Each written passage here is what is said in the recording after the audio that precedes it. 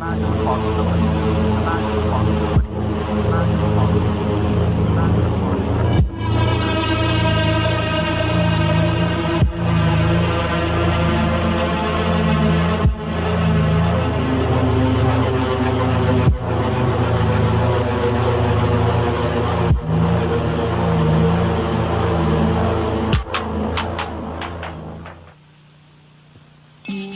Introducing Macintosh.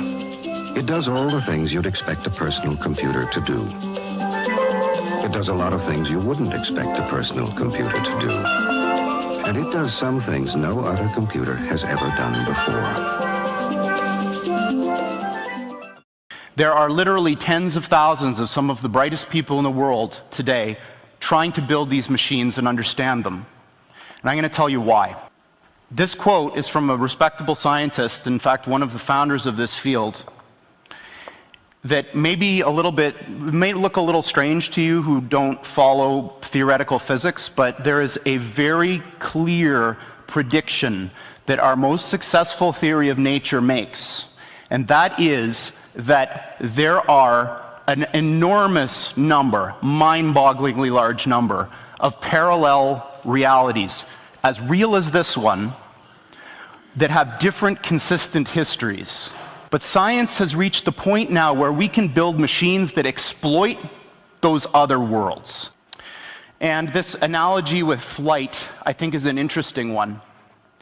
So a horse can beat, or could beat, the initial flight of the Wright brothers' flight in speed. But a plane is not a faster horse. A plane is a different kind of machine. The plane takes advantage of another resource that nature gives us, this third dimension, in order to do something that matters to people better that you could do with any horse. It doesn't matter how fast you make a horse, it will never fly. So you may think, well, this is all fine and dandy, but aren't these things in the realm of theory and speculation kind of in the same regime as other futuristic things you may have heard of which may be allowed by the laws of physics but aren't here yet? That's not true. There are in fact many of these machines deployed now in openly available research centers following the model that was used to introduce supercomputers to the world. They're too big and ornery and difficult to operate to put in your home. These machines that supposedly can do this wild stuff, let's forget about how they work, if you could build one, could solve problems that you could never, ever solve with any computer of the sort that we build. If you took every single atom of silicon in the world and made the most sophisticated conventional Intel-style processor that you could build, there are problems we know of that I could write down on a sheet of paper that you could never, ever, ever solve with that thing, that you could with this kind of machine. And that thing is like flight. It gives these computers access to these new resources, maybe you could call them parallel universes.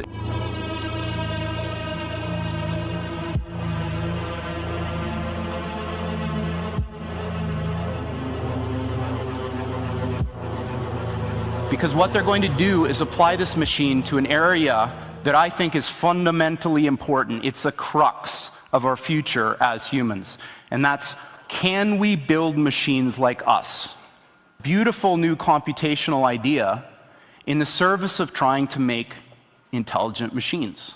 In quantum mechanics, there's this concept that a thing can exist in two states which are mutually exclusive at the same time, quote unquote. And I'm using those words because the English language was developed before we had concepts to describe what these things actually are doing. But I'm going to give you a roundabout way of understanding this. Imagine that there really are parallel universes out there, and now imagine you have two that are exactly identical in every respect, all the way out to the horizon as far as we can see, down to the last little atomic detail of every single thing, with only one difference. And that's the value of a little thing called a qubit on this chip. And if we're smart enough, we can dive into them and grab their resources and pull them back into ours. to make an effect in our world. Now, this may sound very odd to you and bizarre, and in fact, I am using language that a normal theoretical physicist probably wouldn't use, but this is, what I'm telling you is absolutely correct and in line with the way that these things actually work. As an aside, I just wanted to say that, at least in the Valley, Silicon Valley, and maybe in the United States in general, there's a very deep feeling of unease about the way technology has been developing. Because we have all of these vast array of very smart people, and what they're doing is crap. They're building things that cannot last. They're building things that are not important. This is a little bit of a controversial point of view, but I believe it. All right, so now I'm getting into the last part of my talk where I'm going to make some predictions, some dangerous predictions. So here's my first prediction. I'm going to predict that by 5 years, NASA will have found an Earth-like planet with an Earth-like atmosphere and water on it, and serious people will start discussing how we get there. My second prediction is that this business of parallel universes is going to turn out to be very important. This picture that I've got under here is what's called a gravitational lens. When Einstein proposed his general theory of relativity, it came with a bunch of experiments that you could use to test it. And one of them was that if there was a point of light very far away and a galaxy in the middle, that galaxy should bend the light and you should see a ring. And this was eventually observed. And I think what's going to happen is somebody is going to come up with an experiment to test this reality of these things. And we're going to be able to do so. My third prediction that I'm going to end on is the most important of all. I believe that humanity is on the cusp of the most important technological, societal revolution that's ever occurred. And that's when we got to the point where the machines that we build outpace us in every respect. I don't mean that they're better calculators. I don't mean that they're better at searching. I mean everything. This is what they look like. There are two of them. These are from our lab in Burnaby in British Columbia. From the outside, they look like giant black monoliths, big metal boxes, about 10 feet on a side, 12 feet tall. And they are powered, they have a fridge inside them, a refrigerator that cools these chips to almost absolute zero. Just a wisp, a fraction of a degree above absolute zero. Hundreds of times colder than interstellar space. Amongst the coldest and most isolated and extreme conditions that humans have ever been able to engineer. These fridges, interestingly enough, which are called pulse tube dilution refrigerators, have a thing called a pulse tube, which emits a sound roughly once per second, which sounds eerily like a heartbeat. So if you have the opportunity to stand next to one of these machines, it is an awe-inspiring thing, at least for me. It feels like an altar to an alien god. I'm going to talk about aliens. But before I do that, we had a little bit of interesting news today that's Kindred relevant, and I wanted to share it with you because I'm pretty proud of it. Kindred was named to a list of the MIT's smartest 50 companies. And this is a very prestigious list. It's very hard to make it. But the thing that was distressing about it is that they have this map that they show of where all these companies are from. And there wasn't a single company on the list that was from Canada. Not a single one. Which was a little surprising, of course, because we're from Vancouver. But they thought that we were from San Francisco because we have an office there, but we're not. We're from here. 3 years ago, the previous company that I founded, D-Wave, also made the list. And it was also the only company from Canada that was on the list at that time. So I've been trying to build the tech community in Vancouver for 25 years. And I find it super depressing that it seems to be so hard to generate world-changing 0 to 1 companies around here. You know, I think that I'm gonna just pitch this idea. Some of you may have seen me talk about this before, but we have this problem here that we don't think big enough. We've got all of the ingredients to create this massive, massive thing in Vancouver, and the spark is not being lit. So I implore you, if you're entrepreneurs, people who are thinking about what you want to do, think bigger, because we don't think big enough around here.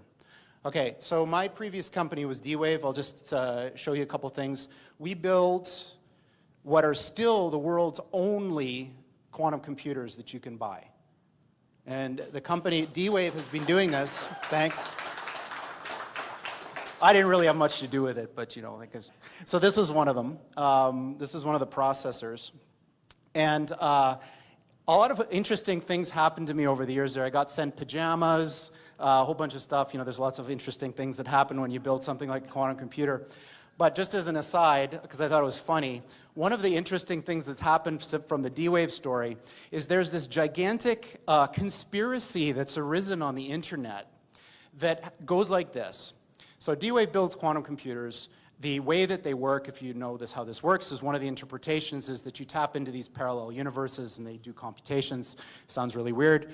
But what's happened is this idea has been hijacked to describe something called the Mandela effect, which is this thing where the past changes. So think about something you know to be true from the past. And then imagine you went out on the internet and you can't find it at all. It's not there. It doesn't match with your experience. So these people think that D-Wave is responsible, and CERN.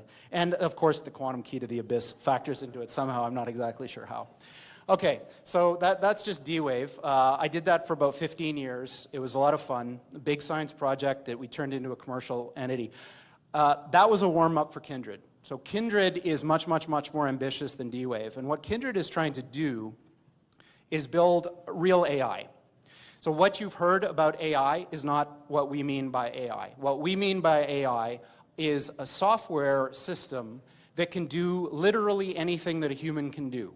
Literally anything. And obviously, computers are better at things than people in lots of different ways. So now imagine, not only can they do everything that a human can do, but they can do everything that the best human at any task could do better than them. So imagine there was the mental Olympics of the 100-meter dash, and Usain Bolt is the fastest person. Now imagine that's some kind of a mental thing, like writing a novel or writing whatever. Imagine now that the thing is so much faster than Usain Bolt. Like, for example, it's a spaceship, yeah? It's still doing the same thing, but it's doing it so much better because we're limited, because we're people. So what Kindred is trying to do is solve this problem. How do you build machines that are better than people at everything? Now, there's a mental block that we have here when we think about this. Because when you think about that, one of your questions might be, for example, what are the applications of this? So imagine this.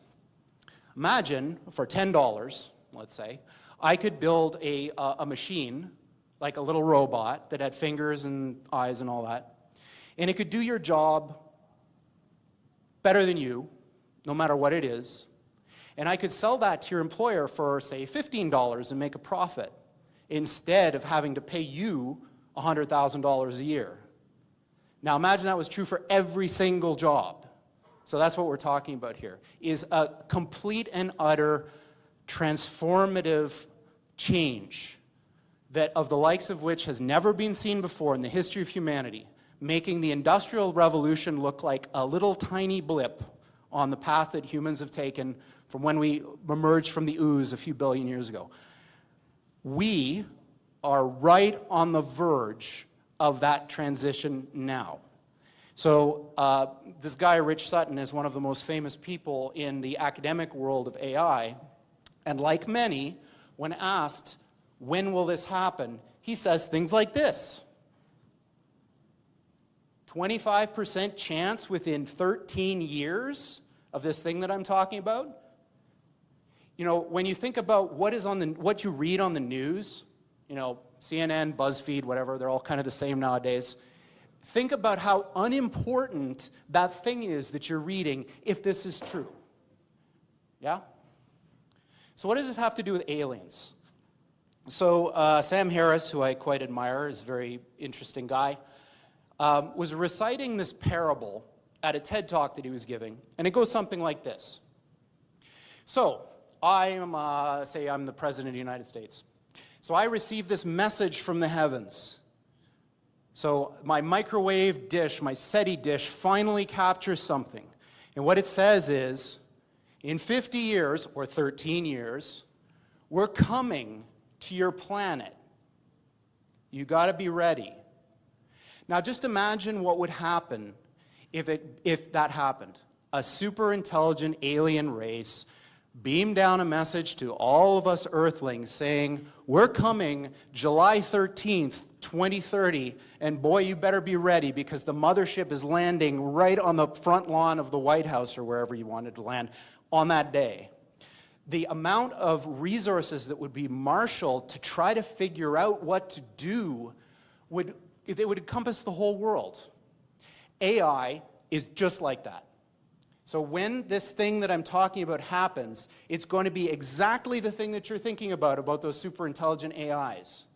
So the one thing I can tell you is they're not going to be like us. So alien means, different.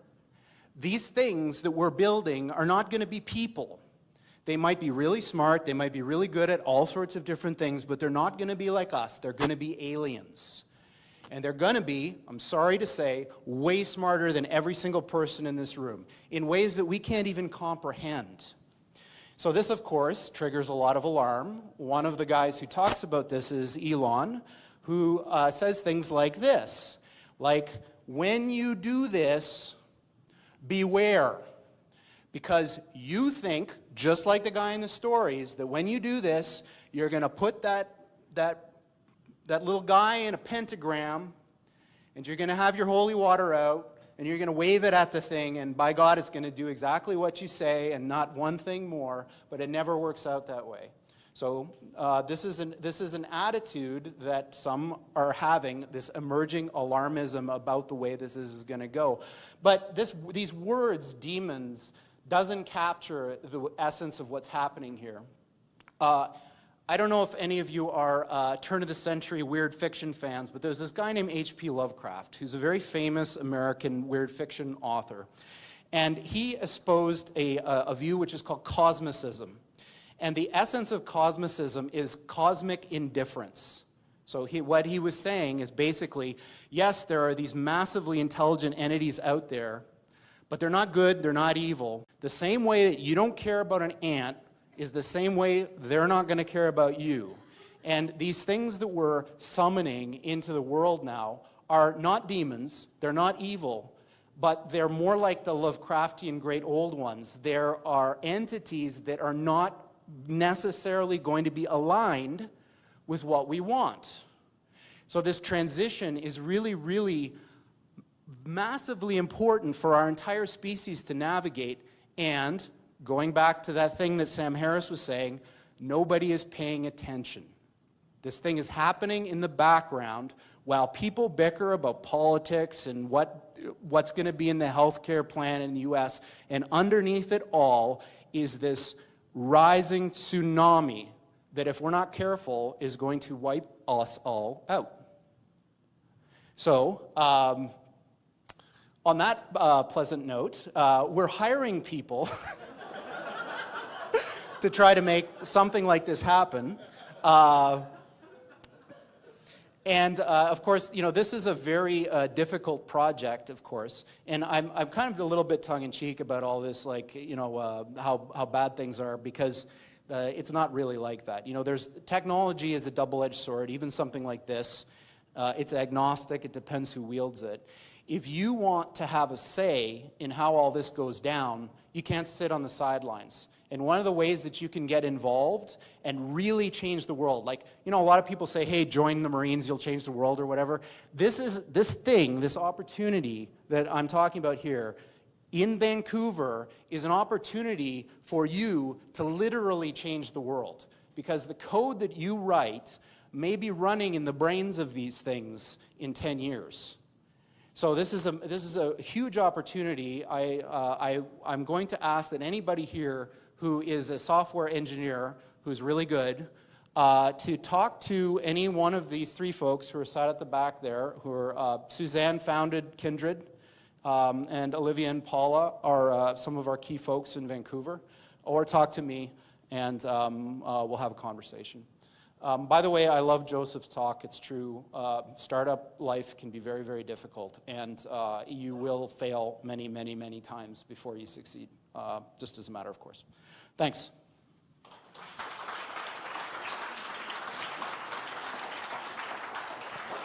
Thank you, Geordie. First question over here. Hi, Geordie. My name is Naren, and I do really want to talk to you after this. So, you were talking about summoning the demon by Elon Musk, right? And there are a lot of other pioneers in this industry, such as Andrew Ng, who was a former chief scientist at Baidu. When he was asked the same question about summoning the demon, he said that his analogy was, it's more like thinking about overpopulation Mars. It was completely opposite. But when there are two pioneers in this industry who have different sets of opinions, how do you think that it's summoning the demon rather than the other way around? Well, obviously people are going to have different opinions. You have to make up your mind yourself. So my general comment is that people always miss the future. It's this old thing that people are always saying things will go faster than they do in the short term and slower in the long term. But it's kind of, for me, it's an obvious thing. I mean, this isn't about, the only question is how long it will take. Again, I encourage you to watch that Sam Harris TED Talk if you're interested in this. But the point that he makes is that as long as certain things that are probably true hold, this will happen. Will progress continue? Maybe it won't. Maybe the Earth will get hit by a meteor and we'll all die. If progress continues, things that we're doing, intelligence isn't magical. It's not some kind of weird thing. It's a mechanical outcome of the way that our machines in our head work.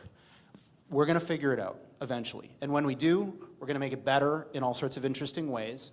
And then you have this weird thing that happens that because the machine is now able to act in its own self-interest, it can take the action to make its own thought process better. We can't do that.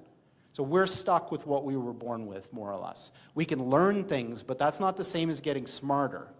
So these machines are going to be able to take control of the tools from which they are built to create better versions of themselves.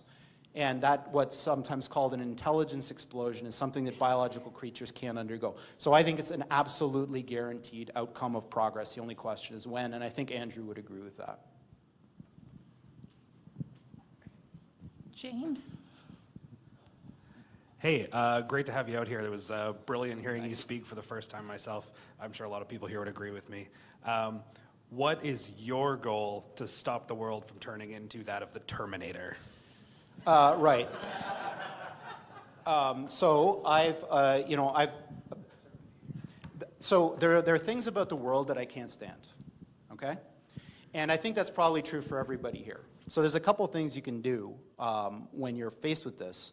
The one that I've found works for me is I'm going to do that myself, right? So back 25 years ago, I was like, why aren't there any quantum computers? It's not that hard a problem. And so we changed the world by actually building them. And in this case, it's been what, 60 years since Turing? I mean, it's an absolute catastrophic failure of human resource allocation that we spend enormous amounts of money on things that are of no lasting consequence when the mechanism that generates all human flourishing is not understood. It doesn't make any sense. Every single thing that we will ever do and ever have done comes from this property. So when someday all cancer is cured, when polio was cured, when smallpox was cured, these things all came from people's minds. You can continue to do this stupid thing where everybody works on some particular use of the mind. Okay, well, let's go and do X. Let's go to Mars, like Elon says. That doesn't make any sense to me, because every single thing that you can think of comes from the same place. You got to think about what that is. So if you can figure out and bottle this thing that creates flourishing, that creates all of the good things that we think about, we know about the way that we are, that is the key. Do that. So, that's kind of the way that I think about the world. The world doesn't have the things it needs, and you can't just sit by and watch other people do it. So, it just won't happen otherwise. The way I think about this is if Kindred didn't exist, in 20 years, we're still having this conversation.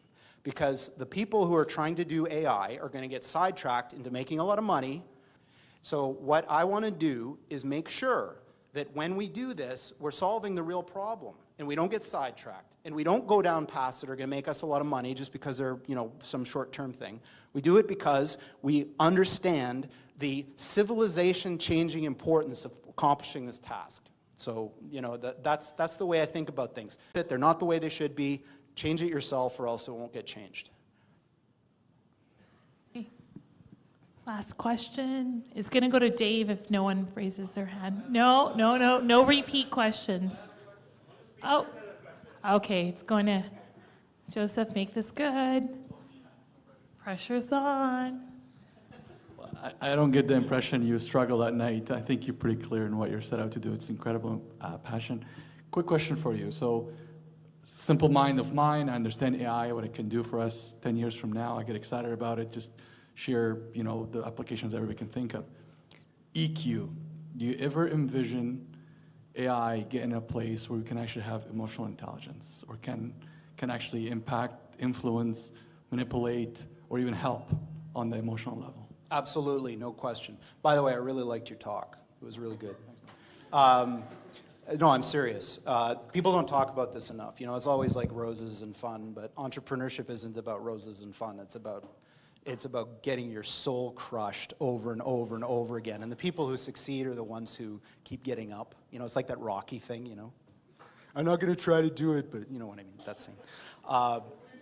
Yeah, so no, my view is that if it's a thing that you can measure, it's a thing you can improve. I think that being good with people, so we were talking with some of our technical people the other day, and one of them said this very funny thing. I'm going to try to remember what he said. He said, language is a way that we use other people as tools to achieve our goals. So it's really deep, right? So we don't usually think about language that way, but when I say something, I'm trying to use you as a tool to get something I want. So in this case, we're hiring software engineers. This is the main thing that I'm trying to get. So I'm trying to use you as tools to satisfy this need of mine. Now, it's a little bit weird to think of things that way, but if you're building an AI and you go and you try to figure out what is language for, language is this thing that is a way to use the people around you to get what you want, which is almost, it's a little sociopathic when you think of it that way, but it's almost a definition of emotional intelligence, is that if you are so tuned in to the responses or how a person will respond to the message that you provide to them, not only your words, but your language and how you act and what you buy and what you wear and all that, that you can always predict that the outcome will be the thing that you want, you're going to be very, very successful. And say politicians are like this. Sometimes you see people and you think these people are just like, man, that guy's got charisma. Like I met Bill Clinton once and he was like, I've never seen this before. It's like there's sparks flying off this guy. What was it? He's just got something. And I think that that's a thing that you can measure, and it's a thing you can improve. And I think that it's going to be a part of AI in the future. Not only this kind of idea of like super rational, but also super good at getting what they want. And that's not a bad thing, right? As long as what they want is something good. Like, for example, if the AI is programmed to want to make you happy, say, you might imagine that it will do whatever it can do to achieve that objective, which might mean this sort of thing, giving what you really need when you need it.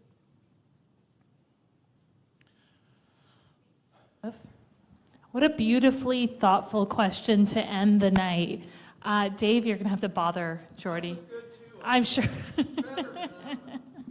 I'm sure it was. Thank you so much, Geordie. Round of applause.